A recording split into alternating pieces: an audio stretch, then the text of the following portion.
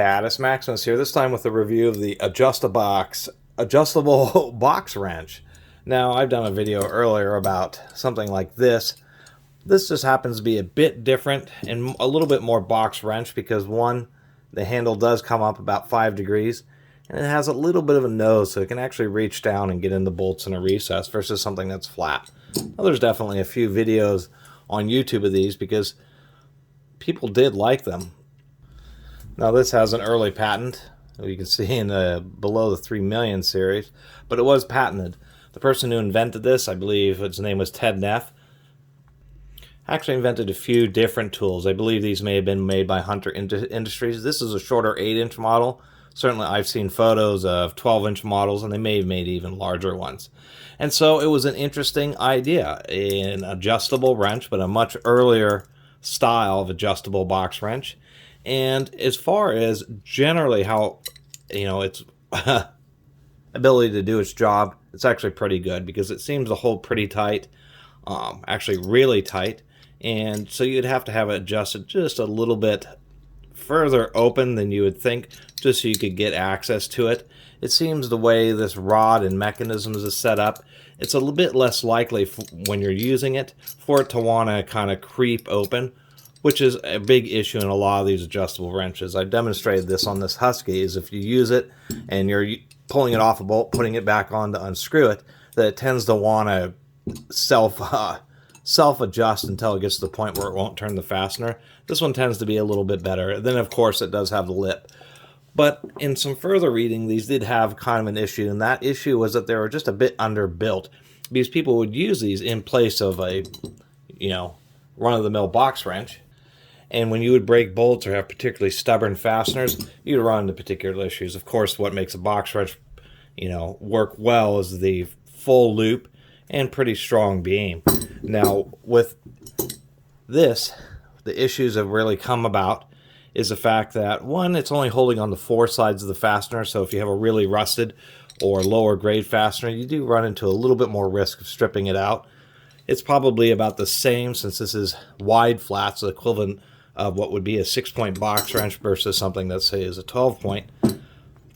But conversely, the issue is when you put a lot of pressure, what ends up happening is it wants to deflect this jaw when you put the pressure on, is pushing this way, which is causing it to want to bend upwards.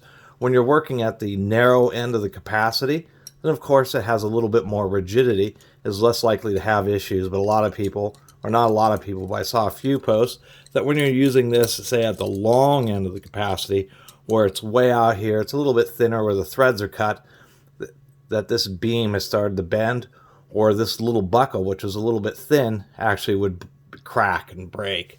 And so that was kind of the issue with these, is they were a neat idea.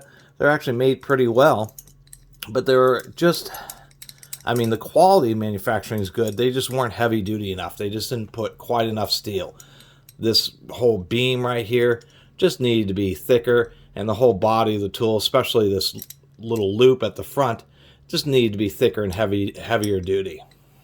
Which is ultimately what ended up hurting this product, is the fact that it just wasn't quite strong enough for what most of the tasks that people would end up using box wrenches for. Box wrenches are known for being quite strong, to tell you the truth.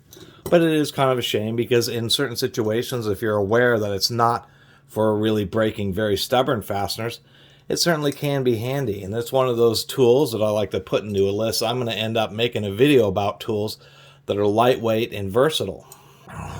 And that's the nice thing about this, is it does grab onto more sides than, say, 2 sides of just a crescent wrench. But what we have here, this is an 8-inch crescent wrench, and this thing is quite a bit lighter than a crescent wrench, and really can serve a lot of purposes. And so if you're carrying around tools, then things like this make a difference because they act as multiple tools in one. So just wanted to do my own little take on this adjustable box. Thought it was a neat little tool, and kind of sad to see them go when all they really could have needed to do was actually just improve them, just make them heavier duty, and they could have actually been a pretty valid unit. And of course, the only issue is that they have to go over the top of the fastener, where, of course, a standard crescent wrench, you can just slide over the side of the fastener. but I'm surprised these weren't really more popular than they were. Anyway, I really appreciate everybody who's been watching and subscribing, and if you haven't had a chance to check out my merchandise, my t-shirts, that every sale helps me out a lot. And if you haven't subscribed, please do. Until next time, Catus Maximus out.